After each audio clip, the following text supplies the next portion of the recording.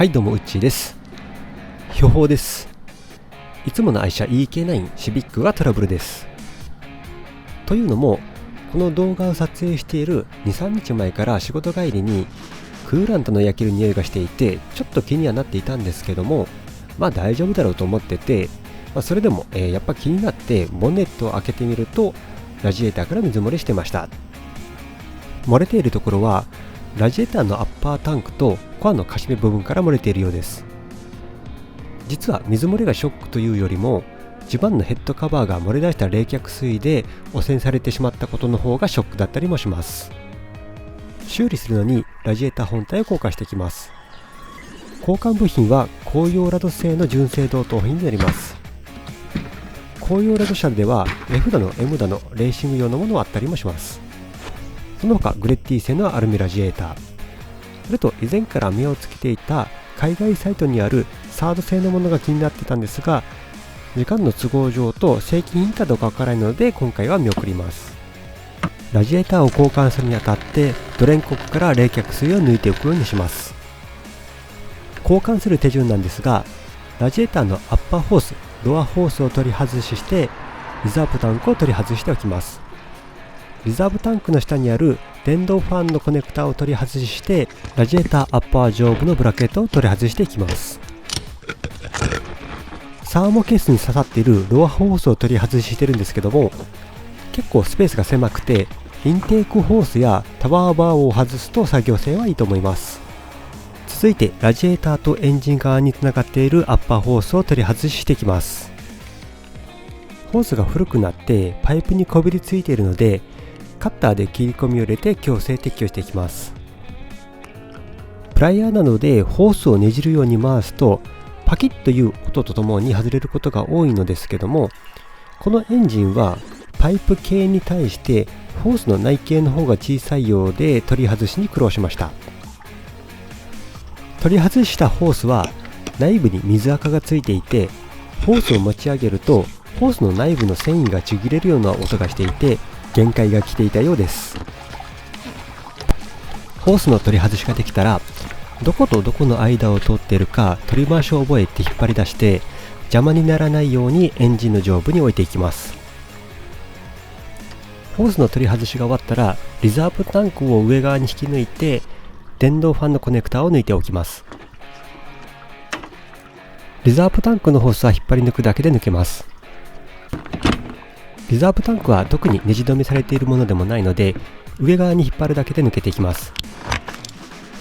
電動ファンのコネクターも取り外して邪魔にならないように端に寄せておきます。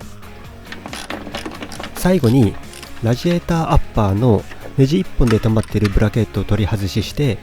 ラジエーター本体を上に引き抜くだけで取り外しは完了。引き抜く際にホースや電動ファンのシュラウドが至るところに干渉するので、良い子の皆さんは両手で作業しましょう。取り外したラジエーターから新しいものにシュラウドと一体の電動ファンを移植していきます。上部のネジ2本で止まっているだけで、シュラウドの下部はラジエーターに刺さっているだけの構造です。これが新しいラジエーターになります。この高揚の純正導灯品のラジエーターなんですが、やっぱり国産の有名メーカーなだけはあって、各部の作り、寸法や質感はいいものになってます。もちろん冷却性能や耐久性には問題ないでしょう。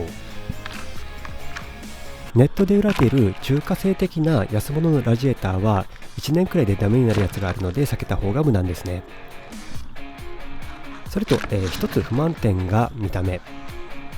どう見てもアッパーやロアタンク、冷却コアを黒で塗りたくっていて、見た目の質感がかなり安っぽいです。タンクにペーパー目が出ていて、しかも塗装が缶スプレーで塗装しただろうっていうくらい雑な印象です。本当は純正のラジエーターも購入候補だったんですけども、廃盤になっていて購入は不可能でした。作業の続きです。まずホースバンドを取り外してラジエーターファンを移植していきます。ホースバンドに関しては社外のネジ式のバンドに交換する方が多いんですけども、新品のホースに交換する際は個人的に不要と思っていて、無駄にお金をかける必要はありません。ホースは安定の純正品、純正最高です。社外のシリコンホースとかもあるんですけども、見た目と精度に不安があるのであまり好きではないです。この純正ホースにはこのような白いボッチがあって、何を意味するかというと、取り付け位置を示すもので、ホースを取り付けした時にねじれないようになっています。アッパーとロアホースともこのようなマークがあります。ホースの取り外しの際はこのマークを覚えていてずれないように取り付けします。ラジエーター下部のクッションゴムですけども、軽く潤滑スプレーをしておくと入れる時にはまりやすくなります。これが新旧のクッションゴム。ホースにバンドをつけていきます。先ほど言ったように白ボッチを合わせながら入れていくんですけども、やっぱり結構硬いので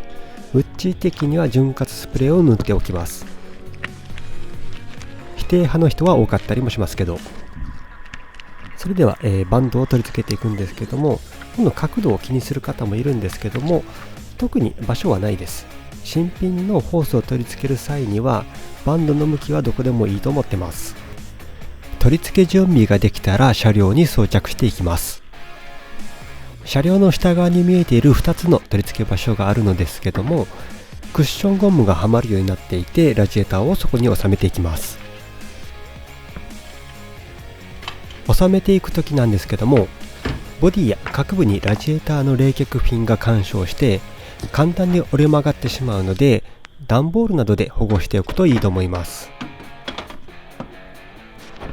上からなんですけども、クッションゴムがちゃんとはまっているか目視でできないので、位置を手でガイドしながらはめていきます。ラジエーターを収め終わったら上部のブラケットを取り付けして固定していきます。ネジ1本なので簡単です。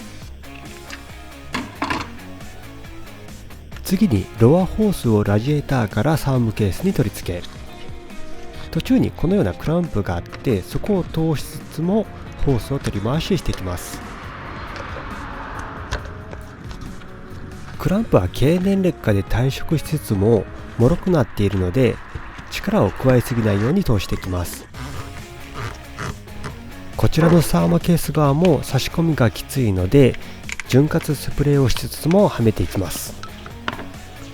その後クランプを締めていきます。ロアホースが取り付け終わったらアッパーホースを取り付け、ラジエーターからエンジン側に取り付けていくんですけども、これもやっぱ硬いです。こちらももちろん潤滑スプレーで潤滑していきます。ホースの差し込み具合なんですけども、このように色が変わっていて、もう 5mm ぐらい差し込まないとダメです。取り付けが終わったらクランプを締めていきます。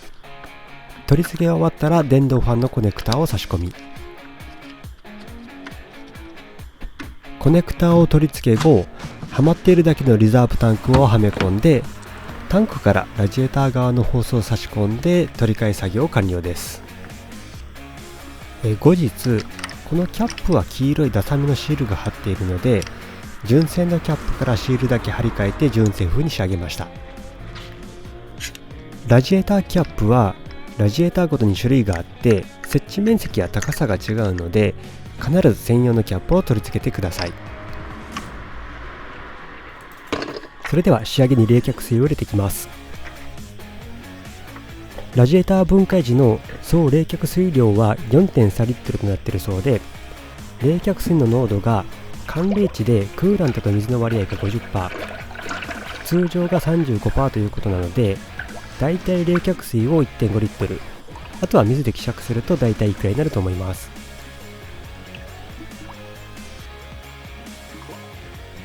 ラジエーターの中に黄色いタンクから水が入っていくのをしばらく待って、水がある程度減らなくなったところで、アッパーホースとロアホースをこのようにもみもみすると、ホースやラジエーターの中に入っている絵を抜くことができます。冷却水を入れ終わったらエンジンをかけて完全に絵を抜いていくんですけども、この時にここの奥にある室内に入っているヒーターバルブを開放しておきます。最近はこのようなバルブがついている車は少ないんですけども、昔の20系のセルシオや輸入車の中にはこのバルブが電磁バルブになっているものがあるので、エア抜きの際には気をつけてください。シビックの場合は室内のヒーターレバーをホットにするだけで、ブロアファンはオフ。オンにすると冷却水の温度が上がりにくく、エア抜きがしにくいのでオフです。しばらくエンジンをかけてアイデリング状態で自然に温度が上がるのを待ちます。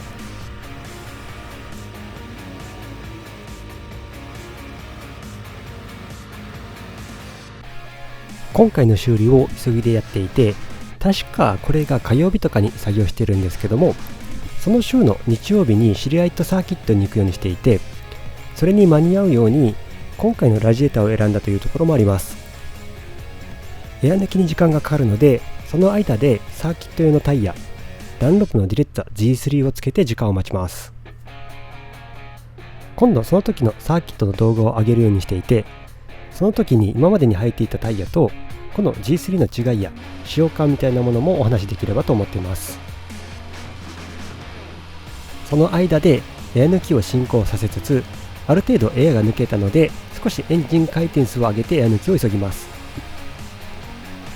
エアが抜けた時の合図として、ヒーターをかけて温風が出てくるのを確認し、サーモスタットが開いてロアホースがアッパーホースと同じぐらいの温度になればほぼほぼ大丈夫です。最後に電動ファンが回ればエア抜き終了の合図です。なんですが、いくら時間をかけてもアクセルを煽っても電動ファンが回らない。水漏れが治ったと思ったんですが、再び悲劇です。この続きはまた後日でまた紹介したいと思います。それではまた会いましょう。バイバイ。